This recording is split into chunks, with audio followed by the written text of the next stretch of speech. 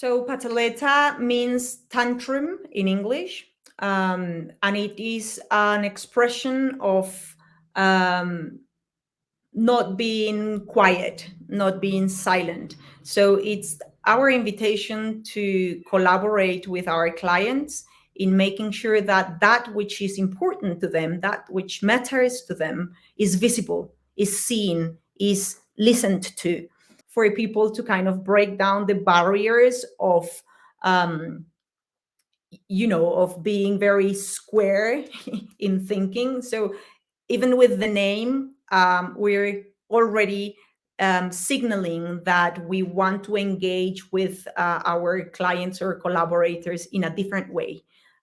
We want to disrupt, we want to challenge, we want to create,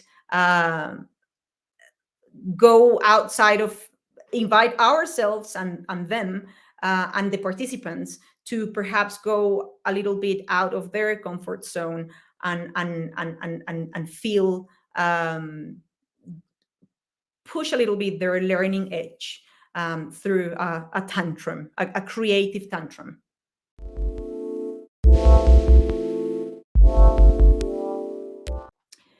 Graphic facilitation or graphic recording, or having a person whose main role is to listen and to be witness to others in a learning space, in a learning experience, is, in my opinion, obviously profoundly impactful. I think the first element I would like to highlight is the listening element. When I'm doing graphic recording, when my key role is to listen to others and to be at service to others and to the group, I need to be, of course, profoundly silent and profoundly attentive, and I need to focus my listening not just to the kind of what is at the tip of the iceberg. I need to be listening to something profound, to the things. Also, I listen as well to the things that are not said. I pay a lot of attention to the things that are not said. I pay a lot of attention to the things that would like to be said. So in the role of graphic facilitation, being this listening witness, and making it, and then crystallizing it onto something visual, creates a dialogue between the image and the participants that invites them to be open to what can emerge, not just to what is, not just to what they already know, but it invites them to a space where new things can emerge. Also the things that they don't know, also the things that they fear, their vulnerability, the things that are not yet said, but are possible to be created collectively or individually. So and the key, the magic element for that is the listening.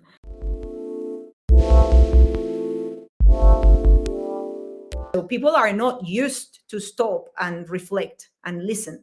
And graphic facilitation can be an invitation for them to listen, not just witnessing someone whose main role is to listen, but also in many situations when they see, when a person, the impact that that is created by reflecting visually what a person has said, the opinion of a person, liberates the person from needing to be heard. So the person, when I can see that my opinion or my idea is taken into account, I can then relax as a participant and allow myself, like lower my ego and my need to be listened to, and allow myself to listen to others. That has a great impact in the group dynamics.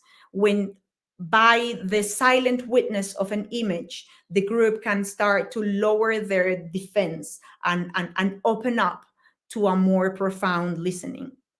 So that's one element. Listening is a very key element. The other element that I would highlight is the relation that we have to aesthetics, to beauty. When we connect to knowledge through something that we feel attracted to aesthetically, that reinforces learning. Like we learn when we see beautiful things. We connect, we get engaged, we get curious. Humans are curious when they see beautiful things. We want to, we see flowers, we see beautiful patterns, we see beautiful weaving, and we feel attached, we feel curious, engaged, we feel the longing to go and explore more. So that curiosity, it plays a very important role in learning. So I've got listening and curiosity is connected to aesthetics. The other element that I would highlight is the graphic, the visuals, the drawing. We humans throughout history for millennia have been using drawings as a way to make sense of the world, from the cave paintings to modern infographics and videos. We have used, it's a very natural way for humans to make a mark and to make sense, to connect mind, heart, and hand.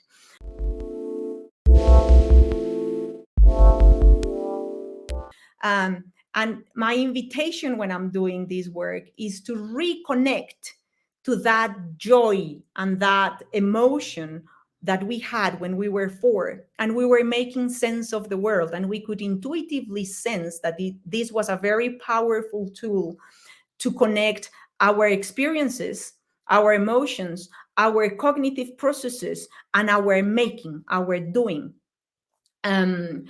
So the drawing in itself, reconnecting to that element of drawing with your hand, if you do it yourself, is profoundly powerful. But if you see somebody else do it, it reconnects you, it re-invites you to that element.